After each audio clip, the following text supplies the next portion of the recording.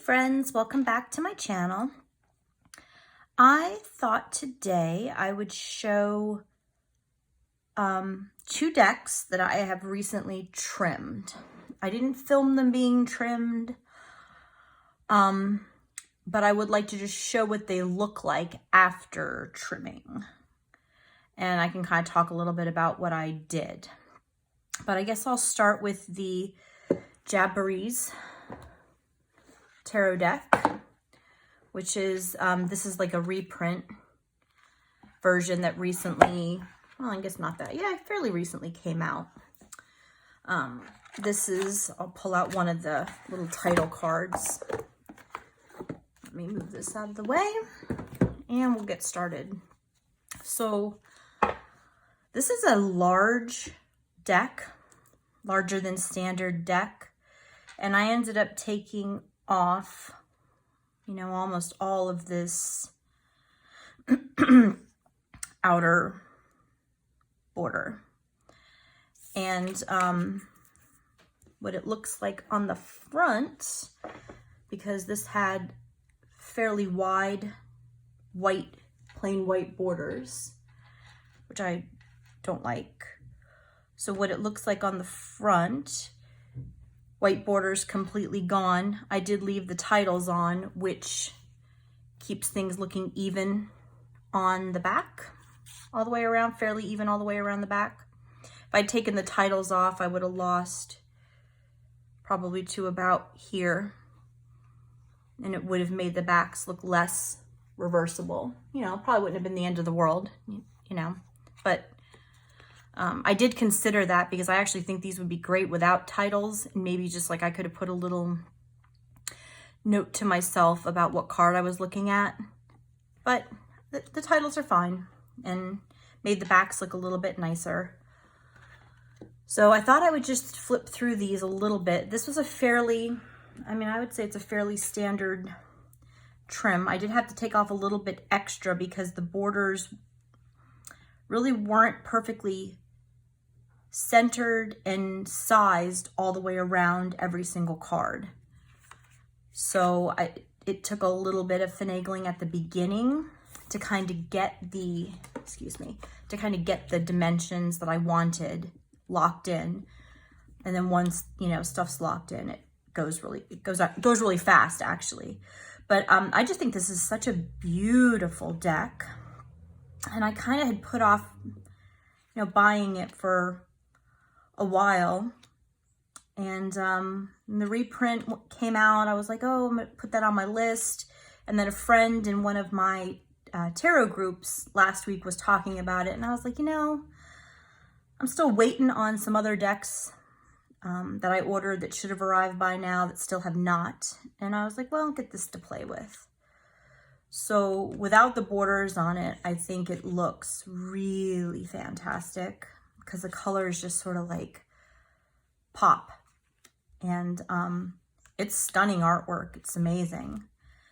And yeah, I went for it, and I couldn't be happier with it.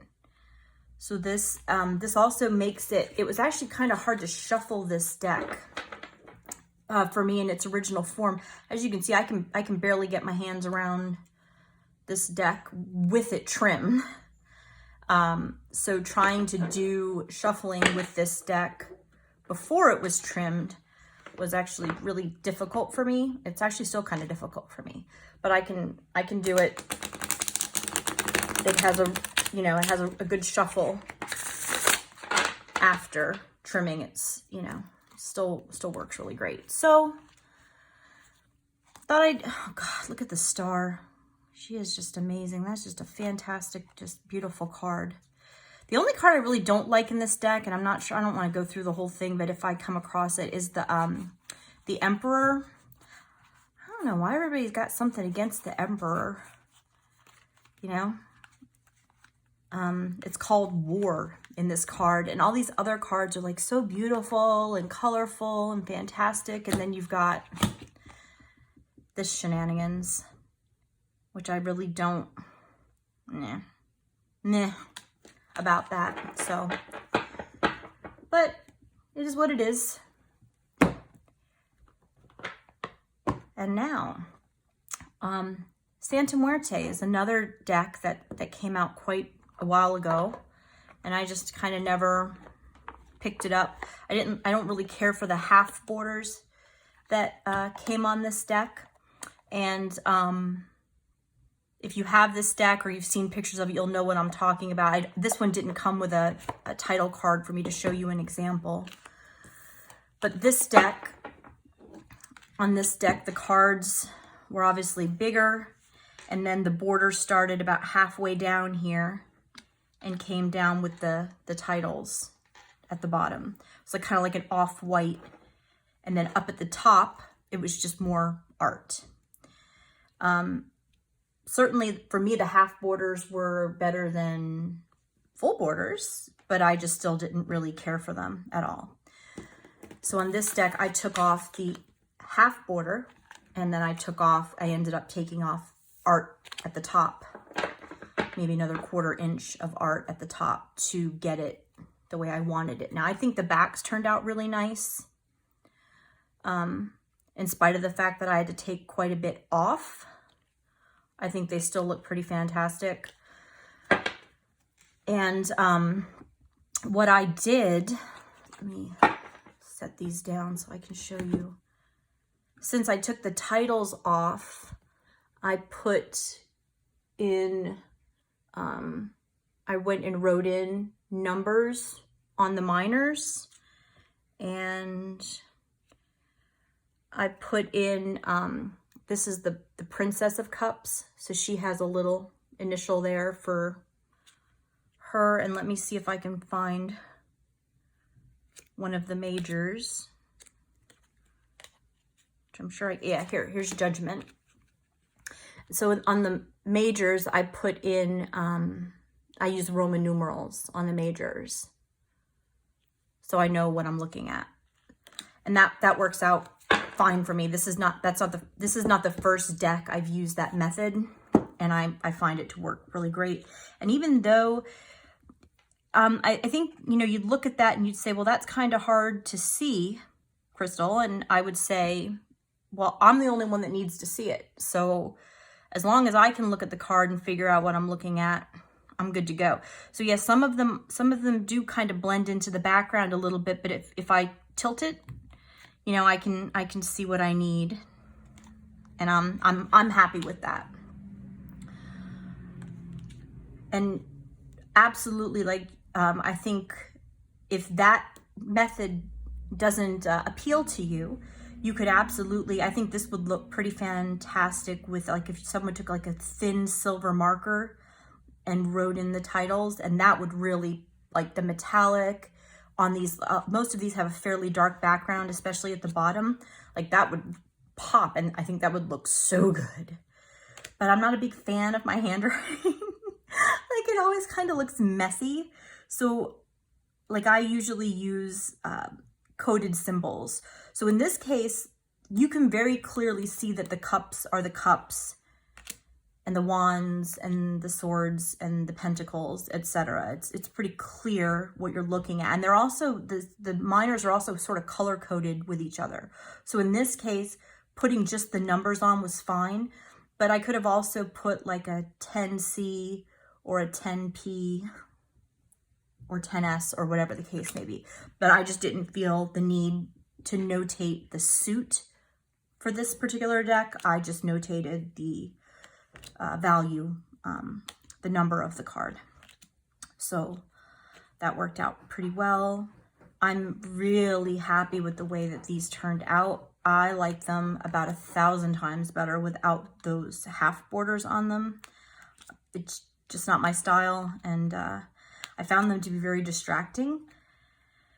And so, you know, this makes me quite happy. There's only one card that I really was a little sad that I lost more art than I would have liked, and that was on the star card. And I also went ahead and cut the title card. I don't know if anybody else ever does this when they use the title card or trims the title card and keeps it in the deck. Sometimes I do that, and I kind of use this as like a wild card. I sort of assign my own It's kind of like the 79th card, and I assign my own, words are hard, meanings to it. So show that one too. But if that pops up, you know, I'll read it in with the rest of the cards, but with my own my own interpretations. Yeah, I don't know if I can find the, I just think this is the coolest card. It's just really neat. I mean, but really all these are like, this is a really cool deck with really, really beautiful artwork. And I just kind of, I don't know, I kind of put it off because of the borders, and I was like, I didn't know how it was going to trim. Was I going to lose, you know, too much art? But, you know, I didn't. It's fine to me. It's going to read really well. And I must have already passed the star card because I'm just kind of talking and not really looking as closely as I should. But it did cut off the stars at the very top of the card, and it did cut off some of the star. So, but that was the only thing personally that I really noticed that I, you know, kind of sort of wish I could have kept that, but it would have looked a little uneven to me if I trimmed them differently. But certainly there are other options for trimming this deck. I mean, you could just take the sides off and leave the card. It would just be you could leave the titles on, and you could leave the art at the top and just take the side borders off. I mean, I think that would have worked as well. Might have made the backs look a little uneven, but, you know, then again, maybe it's fine. But for me, this works. And now it's so tiny and cute, or small and cute, that I can shuffle it, you know, better anyway. This is a really firm cardstock, which is not my favorite thing in the world, but it's also got a little more gloss than I prefer, but it's, you know, it's all right. It's so beautiful that, you know, that's fine. I got the borders off, so I'm pretty happy with it. And yeah, that's it. I mean, this was another fairly standard trim once I figured out how much I could really take off to get that entire bottom border. And then I had to I kind of mirrored it from on the top cut from the bottom. It was no big deal to do this. Went back in with that super skinny black Sharpie. Put some, look at that guy. 8 of Wands, amazing. I just went back in with the Sharpie and put the numbers on, and that's it. That's all there is to it. So pretty easy. If you have any questions or comments, please leave them below. You can pop by my Instagram and say hi, crossroads.cardslinger. And thank you for coming by my channel. Please remember to subscribe and to like my video. And I hope you have an absolutely fantastic day. Thank you.